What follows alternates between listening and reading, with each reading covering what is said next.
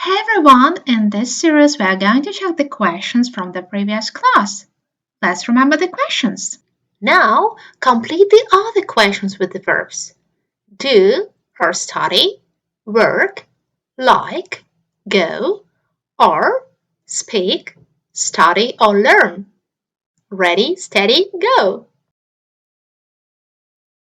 Now, let's check. What do you do? What do you study? What do you do? Is a way to ask someone what their job is or what they do for a living. What do you do? I'm a doctor. What do you do? I'm looking for a job. I'm not working at the moment. Just remember, what do you do is what you do every day. What do you do? Do you work? Do you study? Where do you work? Do you like your job? What school university do you go to? What year are you in? What year are you in? I'm in my first year at Manchester University. What year are you in is a way to ask someone what year they are in at school or at university.